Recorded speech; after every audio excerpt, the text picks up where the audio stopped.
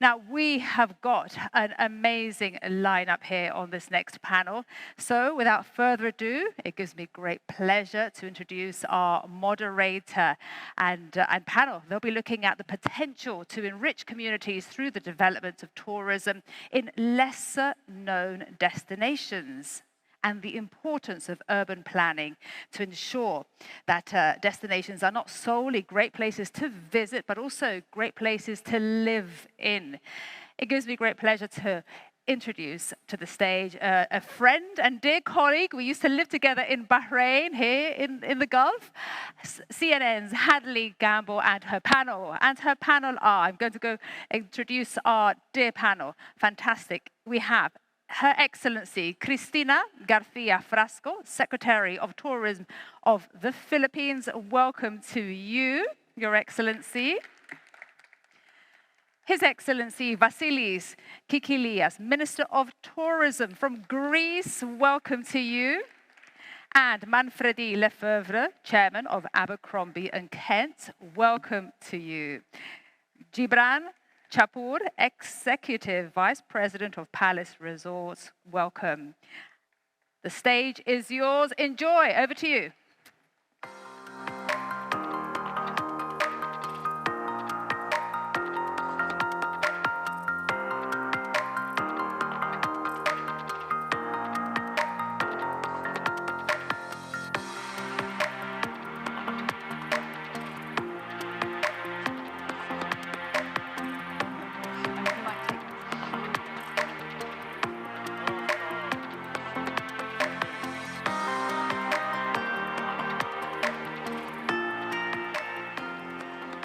Welcome back, everybody. Once again, my name is Hadley Gamble. I'm CNBC's Senior International Correspondent and anchor here in the region, and it gives me great pleasure to welcome all of my panelists to the stage. This is an exciting opportunity, I think, to talk about not only the global sustainability goals and what that means for business leaders, and particularly the travel sector, but also what this actually means for job growth. At CNBC, we look at markets, we look at numbers, and frankly, we look at money, but also how that impacts the world. And at this point, we are talking so often about inflation, recession, and fears about the global economy. It will be very exciting, I think, to hear from these panelists in terms of how they see this impacting not only job growth and people at home, but also communities and the sustainability there. I want to kick off with a question to His Excellency, Vassilis Kikilias. When you think about what happens next within the travel and tourism sector, obviously Greece is putting a lot of effort, a lot of money, and a lot of strength behind their tourism sector. How do you see it evolving in a way that actually benefits the community? Well, first of all, thank you very much for the opportunity. We are in Greece in the top 5 touristic brands globally, and 25% of our GDP, directly or indirectly, it comes out of tourism. So it's incredible the amount of energy, job opportunities, and investments in the sector. So yes, in branded destinations, but mainly, as you said, in alternative destinations, we want to mix and blend with the local communities. I think the way that we have invested through the RRF in the infrastructures, waste disposal, use of water, ban of plastic, berth allocation in the cruising industry and working with the cruising industry, and of course, resorts and hotels, and of course, renewable energy, green and blue economy, eco-islands, the Greco Islands. So let's give an actual example. Kyriakos Mitsotakis, the Prime Minister, initiated a program with Astypalea and Halki and Simi, very, very small islands in the Aegean, where we totally shifted the picture, and they will be under renewable energy. So from the fire extinguisher to the police car, to the municipality offices, but actually the private sector also, the houses, and the need for energy will come from renewable sources. So this is a great approach towards green and blue economy, of course, to low carbon emission and to helping the environment. It's a mandate that we're giving to the next generations and the next phase of tourism. We deeply want to invest in that. We communicate that with the National Organization of Tourism. Our campaign is going to be such, and of course, blending in with the local community means having people gain from the touristic sector, so they're with us. They shape up policies, they're happy about it, and the Greek philoxenia, they treat foreigners, they treat travelers in the best possible way. Yeah, we're just days away, as all of you know, from an implementation of a ban on Russian oil in Europe. They're working on a ban of Russian gas in total in Europe. How challenging does it make your job in that sense? Because obviously you're looking to be much more eco-friendly, but you at the same time got to combat higher energy prices across the board, and that impacts folks at home. That's very challenging. And of course, these last 3 years, starting with the pandemic, global crisis of public health, then a war in the heart of Europe, double-digit of inflation, energy crisis, unstable environment, but we're fighters and we're determined to push forward. So yes, we're supporting the private sector and we're supporting the touristic sector. More than 44 billion euro was spent within the pandemic to support the economy and the social, of course, framework in Greece. And now more than 12 billion euro because of the energy crisis, to support individuals and support the industry, and we're going to keep on doing it. But yes, eventually we will pass to the next phase, and then the next phase has to do with renewable energy, solar energy, wind energy, offshore investments in terms of energy, which is maybe solar parks within premises that's not going to be touristic, but will help us adapt to what we produce in terms of renewable energy. And then, come on, we all live in one planet. We cherish our planet. We love our countries, but we love the planet, and we want our children to have a chance of experiencing the unique experience that we offer in Greece, in Saudi Arabia, and all over the world. I think it's worth a try, and I think that finally, with difficulties, we will succeed in that. Minister Frasco, the Philippines hosts some of the world's most incredible resorts, and they're very, very expensive. When you think about how that translates into the local communities, what is the government doing to make a way for folks at home in those communities to really benefit from all of that exorbitant wealth that is, frankly, visiting the Philippines? Well, first of all, the inherent advantage of the Philippines is that it has 7,641 islands across our beautiful archipelago that is a host to many accommodation sectors and resorts, not just the expensive ones, but the affordable ones as well. And what we have been trying to do is to equalize tourism promotion and development by continuing to develop our key destinations such as Cebu, Palawan, and Boracay on one hand, while giving an opportunity for lesser known destinations to come to the fore and to be developed and lent with the expertise of the Department of Tourism and its attached agencies. I was a mayor of a local government unit prior to becoming Secretary of Tourism this year, and therefore I have a full appreciation of how important it is to work with our local communities in the development and preservation of destinations. It's imperative to work with mayors, with governors, with district representatives, with community leaders, so that theories about sustainability have a chance at actual implementation. We have recently launched a program called the Philippine Experience, a heritage, culture, and arts caravan that will take us through the Philippines' 16 regions, wherein we will conduct heritage mapping, culture mapping, product mapping, as well as discuss with local communities imperative and important sustainability practices that they can adopt in their tourist destinations. We're also in the process of incentivizing sustainability and green practices by way of revising our national accreditation standards for tourist destinations. And therefore, it's a whole of government and whole of country approach as far as implementing sustainable practices in our communities. What's your message to those who want to come as private equity, as investors, as folks who want to put a hotel or a resort in the Philippines? What is your message to them in terms of the local communities and their inherent responsibility to the people who live there? Well, the Philippines is open and ready for both tourists and investors. Our president, Ferdinand Marcos Jr., has identified tourism as a priority under his administration. And this means that any investor that will come to the Philippines can expect the full and unequivocal support of government to ensure ease of doing business, incentives for investments, and the full cooperation of local government units that they may encounter when they put up the destination.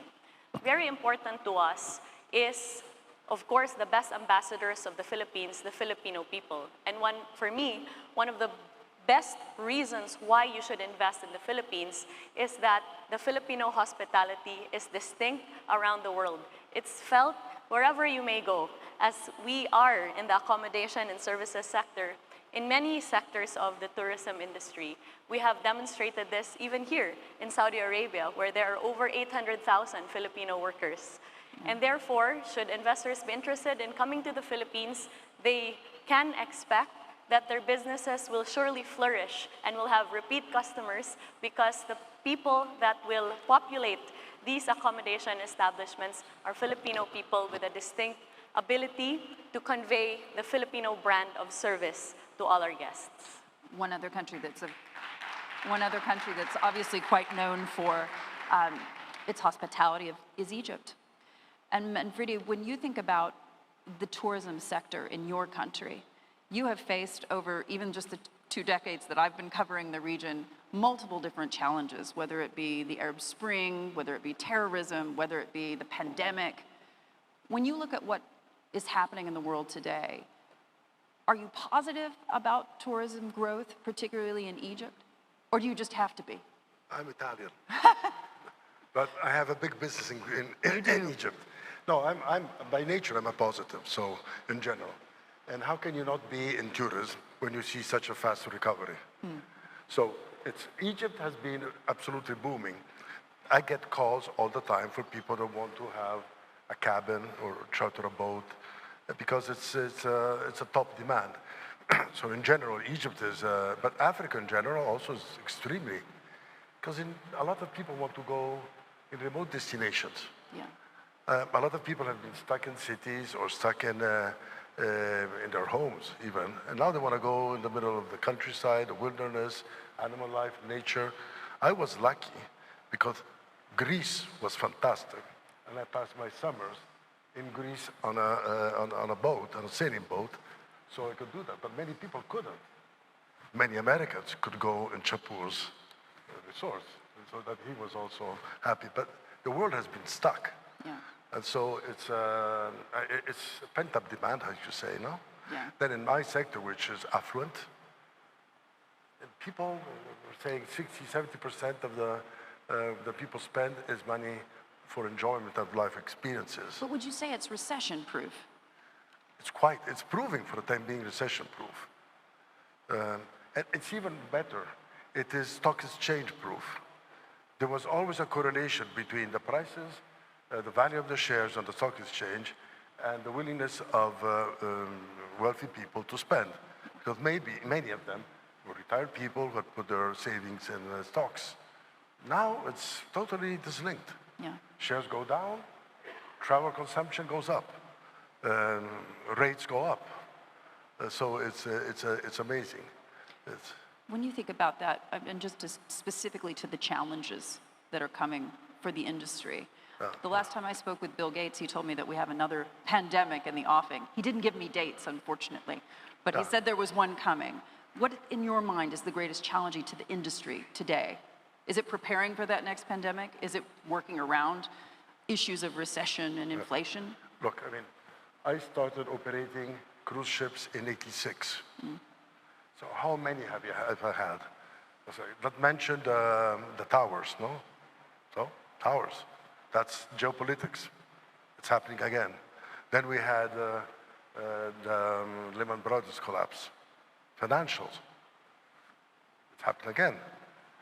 We have the pandemic. We've had the flu, the avian flu, the pig flu, all the time. It always recovered. I mean, it's it's an industry which is very strong at recovering. Of course, we could have seen the necessity to prepare broad capacity of producing vaccines, and because we were unprepared. And the selfishness, we were discussing with the minister, the selfishness that the world proved in the last 3 years is amazing. First, we're very good at speaking, but when there's a problem, let's take care of ourselves. And so hopefully, I think that this is what will change. Less selfish. We said we're a global world. And if we want to the other people, the people that are on countries which are less developed, that feel that we are in the same world, we have to be ready not to be selfish when the right moment comes, and blah, blah, blah. It's detestable, we can say. Kelly, your industry has been perhaps maligned for many years as being one of the greatest polluters. And when we talk about ecosystems and sustainability, perhaps you'd like to share how the industry specifically has evolved from what we were even talking about 5 years ago. Thank you so much for the opportunity to answer that question, because I think there are a great many misperceptions about the cruise industry. And in fact, what people should know about the cruise industry is that it's a leader in responsible tourism and maritime best practices. In fact, our industry has made a commitment to achieve net carbon zero cruising by 2030, which is an unbelievably ambitious target for everyone in the sector. And I think it's because of leaders like Manfredi and Pier Francesco Vago and the many members who sit on CLIA's board of directors that have been leading the way in innovation, making multi-millions of dollars of investment in things like the capability to use the transitional fuel of LNG. And these were decisions that were made 5 and 10 years ago that are now starting to lead the way as we look at sustainable fuels as part of that path to net zero. But it's not just about the propulsion of a ship. It's also about the hospitality operation that happens and the circular economy that the cruise industry has been so good at executing. Just the ability to recycle almost 100% of the waste that's on the ship in a responsible way. And it's also about the engagement with the communities on the shore. So it's beneficial for passengers because they have an extraordinary experience. We like to say that cruise is accessible, responsible, experiential, and together it's essential. But it's that people-to-people connection and the people-to-places connection and the sustainability message that is so dominant in the public discourse today is an area, whether it's destination stewardship or environmental sustainability, where the cruise ship operators and their partners in the ports and the destinations and all of the supply chain have been working together to really deliver a best-in-class sustainable experience. Just to follow on to that, obviously with your industry, you're very, frankly, susceptible to swings in prices. And obviously, CNBC, we cover energy markets. In your mind, how challenging are the next couple of years going to be for the cruise industry, for operators, for owners? Because we're talking about prices that have the potential to spike quite enormously. Right, and so as the trade association, we don't comment on that, but I will build on what Manfredi said before, which is the cruise industry has proven to be incredibly resilient, and I think you can expect, because, and as we heard earlier today from our chairman, we have movable assets, there's a flexibility that I think you can see in cruise that helps really surmount some of these challenges. But you see them moving, frankly, in a more eco-friendly way in terms of sustainable fuels. That's the plan on the horizon. It's not even the plan, it's being executed right now. Yeah. So we have terrific examples of different ships that are trying different sources of propulsion. So fuels is part of it, but there are more creative innovations from the paint that's on the ships and how that helps move them through the water, how air filtration works, how advanced wastewater works. You know, our goal is for the cruise industry to be distinguished as a leader in environmental sustainability because they have been leading the way for so many years. And because some of the ships are so visible, yes, and because, we're so transparent in the data, you can see kind of more of the work that we do. So as the spotlight comes on to environmental sustainability, I look forward to the cruise industry really being held up high as an example of what can be achieved when you have leadership like we do of the cruise industry to be able to make some of these very expensive but very good decisions. Yeah. Mm-hmm. I mean, if the local communities where we go with the cruise ships would be subject to the same controls and same standards as the cruise ships are subject to, it would be a much better world. Good point. You've got to talk to these government officials. No, but I mean, they've been great partners. They're great partners. I mean, you have so many local communities which are not controlled. The sewers which go in the water, blah, blah, blah. No, so we are amazing. I'm sorry. So if you couldn't hear on this side, it was basically everybody was susceptible to the same regulations that cruise ships were, you would see an entire private sector that was accelerating. And then we talked about what good partners you all have been to the private sector. Gibran, talk to me a bit about the communities, because obviously when you're talking about resorts, you're talking about employment. In your mind, how much more can resorts like yours do to encourage the employment in the local community? Do you feel like that's done in a sustainable way? Well, first of all, I'd like to define sustainability as we see it. I think sustainability has to be a balance between three things: environment, social impact, and the wallet of the investor. Because everybody speaks about green initiatives, but the investor will be looking at the dollar in the bottom line. So there should be this balance between all of these three factors. I'm not an expert in environment, but I believe that we do a very heavy work on social responsibility.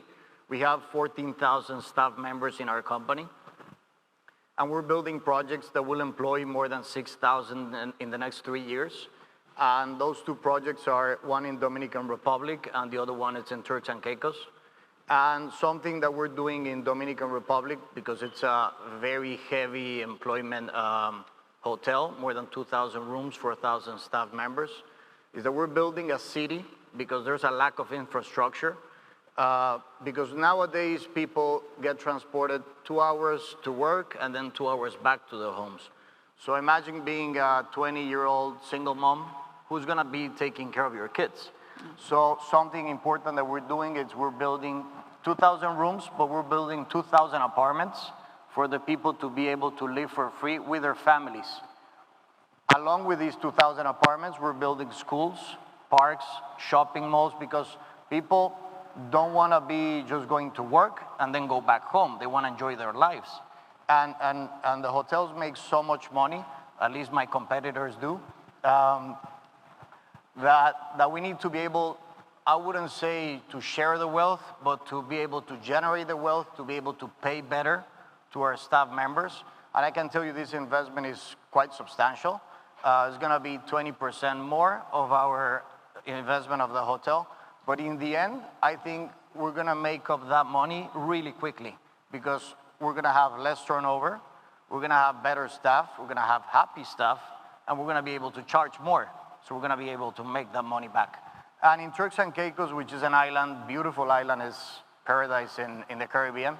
The premier, Washington Music, it's the first defensor of linkages and how to spread the wealth with the people in Turks. So instead of bringing people from abroad to be a musician, there's talent in the island. So we should be hiring people from the island so the wealth could be spread all over with the people. So that's the way we see how resorts, how hotels, ships, and tourist companies could influence in the social aspect in the destinations. And it is important to mention, and maybe it's not nice to hear, but I don't care, I just say it. We need to take care that tourism in third world countries doesn't become very profitable for the owner and then modern slavery for the employees. So we need to take that in account, make that balance, and in the end, you'll make more money as a company. Yeah. And just out of business curiosity, in terms of the all-inclusive idea, is that going to see a boon in your mind over the next couple of years in a recession or inflationary environment? Well, It's going to have a boom. It has had a boom.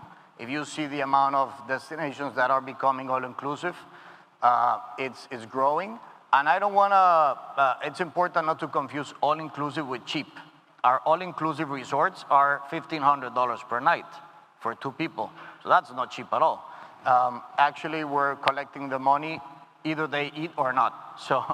So it's a good business model. And I think that the people don't want to be, they're on vacations. They don't want to be feeling they're paying for this, paying for that. So we believe this is good. The all-inclusive model employs a lot of staff members in a hotel different to a European plan. And definitely, I think it will continue to grow, not in cities because people want to go out, go to different restaurants. But if you're in Cancun, in the Maldives, you don't have much where to go and eat. In Cancun, yeah, but Maldives, for example, no. So yeah, it depends on the destination. But again, you have to take care of the staff, and the staff will take care of your company. Yeah. Minister Kikilias, just a few months ago, I had the chance to speak with your Prime Minister alongside a NATO summit. And our topic was not travel and tourism, but we did speak about jobs. How many jobs do you anticipate bringing to Greece as a result of your plans in the next year? The next 10 years? Well, first of all, it's very, very important to understand that there's a lack of people that want to work in the sector in Greece, Europe, and I think globally. And this is something that we should take very, very seriously into account. Yes, it's creating job opportunities by the thousands, hundreds of thousands. We anticipate maybe 50 to 100,000 job opportunities every year increasingly for the next 10 years in Greece. The thing is how you reskill them, you upskill them, how do you respect them, their way of living, their framework of quality of life, because if they're happy, they're going to give it back to the sector. Of course, traditionally, we're blending in with the local communities in Greece, and many people work in the sector, but during the 2 years of the pandemic, I think it was more than obvious to all of us that people, because of their dramatic change of their lives, rethink about their job. Now, many of them want to work from home. Others never came back to the sector. It's a matter of great significance for us to have well-paid jobs. It doesn't always happen. So this is something that, of course, leaders, but also the private sector should take into account, because I do believe that there should be a balance between the things we offer and the way we offer them, and the people that work in the sector are our ambassadors towards travelers and tourists. Greek hospitality is famous from the ancient times until today. We want to preserve that, and this is the spirit of tourism. It's a state of mind, it's the ability and the essence of taking your family or your friends and traveling somewhere where you feel nice and you feel at home. This is what we serve, and this is what we want to preserve. So essentially, you're saying that you're definitely going to be creating the jobs, but you're worried slightly about the sustainability in the sense that people will want to take them. There's a lack of that in Europe and Greece and the world nowadays. And once again, it will have to do with quality. Of course, paying them the wages that are of course, so they can preserve their way of living. And yes, I think that it's very, very important to be able to reskill them and upskill them. So education plays a bigger and even bigger role every year in terms of the industry. No doubt. Your Excellencies, ladies and gentlemen, unfortunately, we have run out of time, but it was wonderful to have you on the panel. Thank you very much, and thank you all.